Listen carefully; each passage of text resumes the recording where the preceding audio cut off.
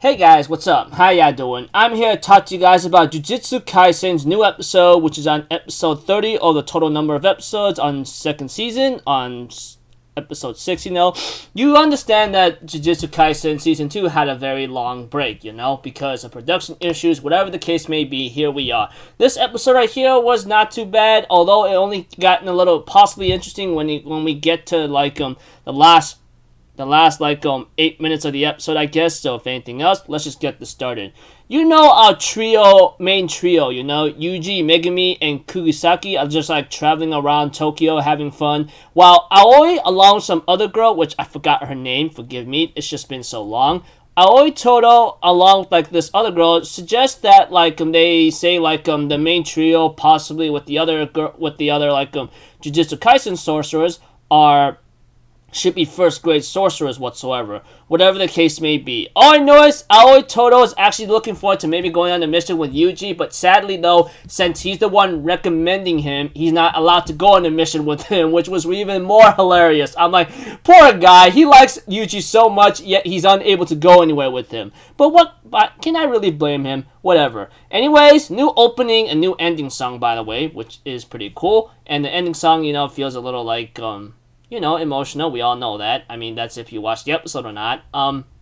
That aside, we see to it, we get to run into an old classmate of Yuji himself, Her name is Ozawa, I believe. She changed a lot. She used to be the big boned, I guess, okay, you know what? Not to offend anyone, hopefully I'm not going to anger anybody. She was a little fat, honestly, but she lost a lot of weight somehow. She had a perfect glow up, and she asked Kugisaki about Yuji because she's the one hanging out with him, and asked him if she was interested in him, and she said, no, it's a N-O, hell no, kind of thing, which I thought it was hilarious, but her heart skipped a beat, which apparently could be a possibility, we don't know, hopefully it's a N-O, I don't know. That aside, we have to, she calls freaking Megumi for help and calls Ichidori Yuji to meet him at a restaurant, and the most hilarious thing is that Yuji actually recognized her right away, which is really hilarious, and that there was a 10 out of 10 sign gifted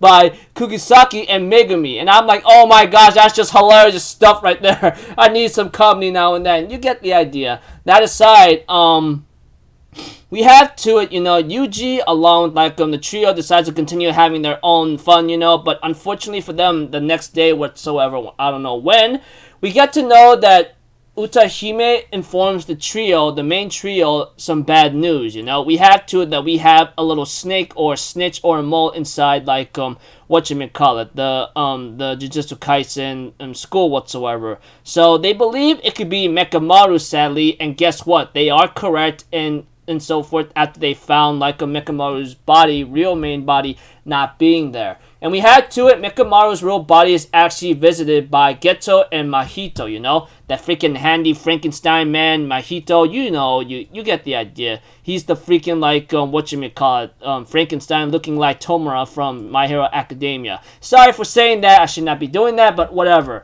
That aside, we have to it, Geto and Mahito decides to fulfill their promise to Makamaru, We all know what Makamaru is capable of. He's able to control a lot of dolls in here and there. In exchange, though, he has this very bad body that he was birthed with, You get the idea. Really pitiful state. You can even feel really sad for him.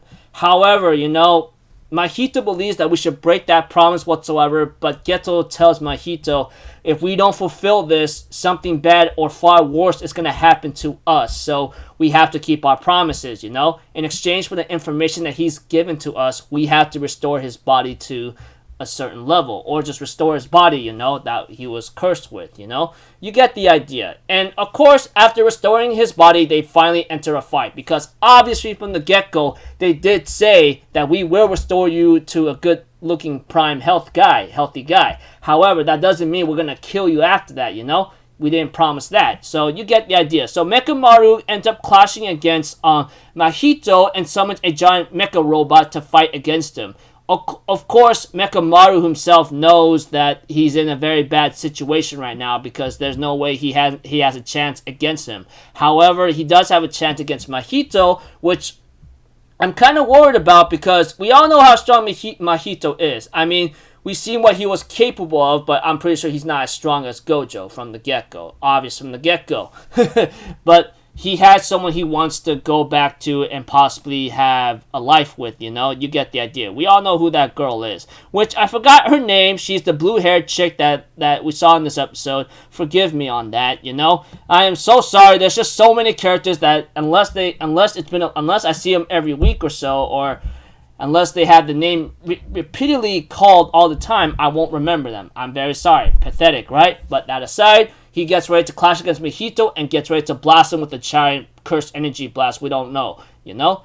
Preview next episode. I don't know what's bound to happen next, but it looks like to me the preview of it doesn't seem very promising. It's called the Evening Festival, which is kind of scary considering that Geto, we all know what he's capable of, is waiting for that moment to seal Gojo. But we don't know. So until then, people, I'll see you guys in the next video. So I'm off for Zero. Have a good day. I'll see you guys next time. Alright? Peace out. Bye-bye. Toot-toot-toot.